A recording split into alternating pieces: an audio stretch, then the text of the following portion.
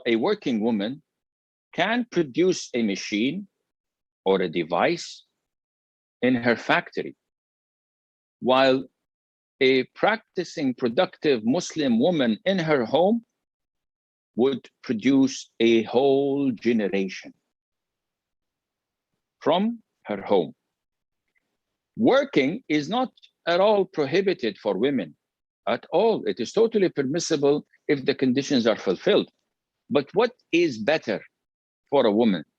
To work outside her home, leave the kids unattended, or taken care by a maid whom we don't know what she does to them or what she teaches them, or to be among her children, teaching them various sciences and moral acts that would shape and form the way they grow up. So we always often hear, how can a woman be productive when she's deprived of everything? You extremists, you fundamentalists, you sheikhs say everything is haram, haram, haram. How can she be productive when she's deprived of everything? First of all, this is an exaggeration. We never say that everything is haram. And whatever we say, we don't say it from our own whims and desires. And this is what I always ask my students, or who come asking me for solutions.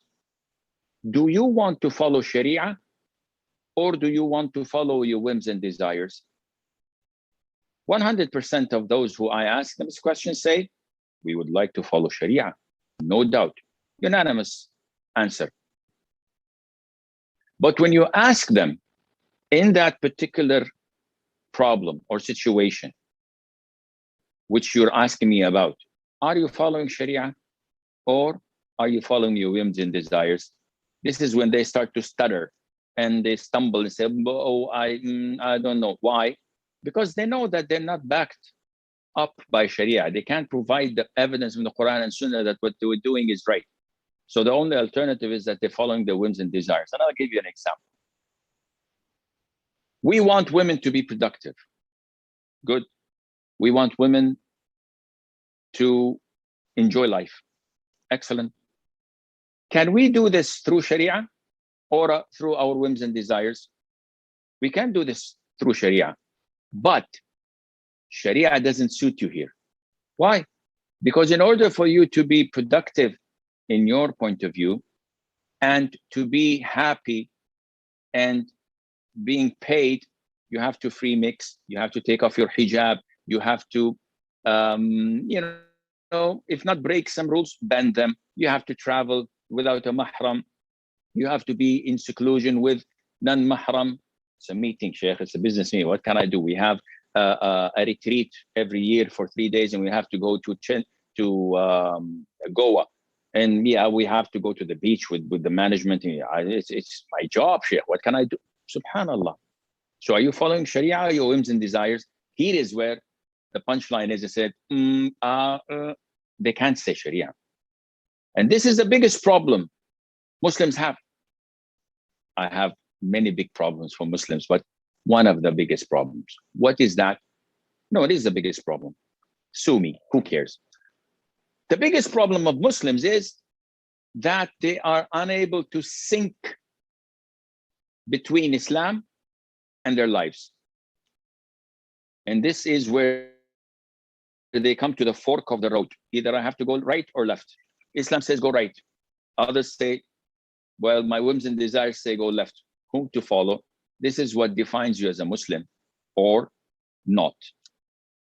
You see, Islam is a frame. So Islam is just a frame, like this one. And your life is a picture, which is bigger than the frame. A real Muslim puts the frame on the picture, which is his life, and start to cut the edges that does not fit. So at the end of the day, he has gotten rid of so many things of his life habits, hobbies, desires, relationships, interests that do not allow Islam to fit on, because Islam is specified, limited.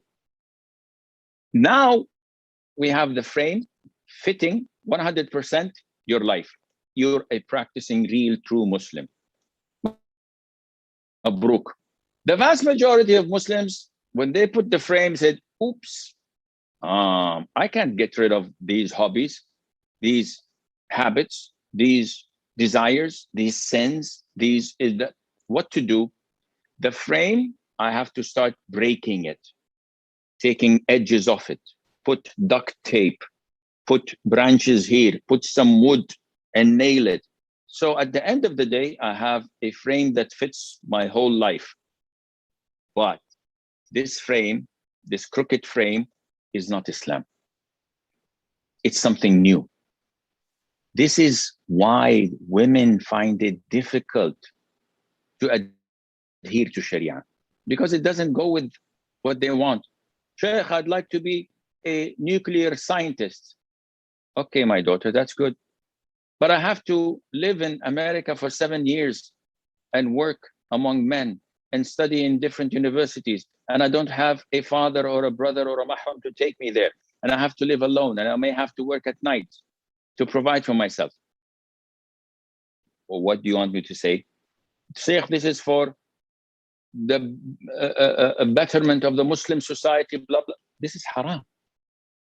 She doesn't listen. She goes, why?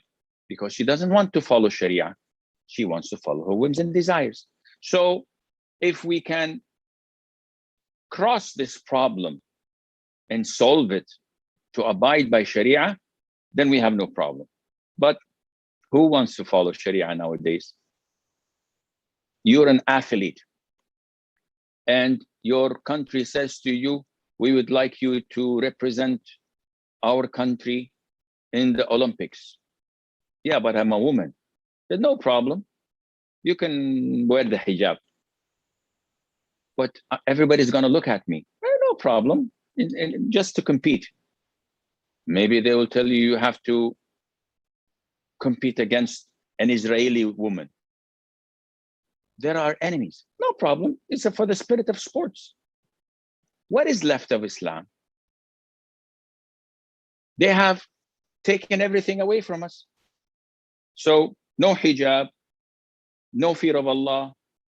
And I'm competing against an enemy of Islam who took forcefully Al-Masjid Al-Aqsa from us Muslims, kicked our Muslim brothers and sisters from their homes, occupied them, terrorized them, oppressed them. And I shake hands with them and I compete with them and I have a selfie with them. What is left of Islam? This is why the biggest problem is how to get aligned, synchronized between Islam and what Islam wants from us, between Islam and what our lives are all about.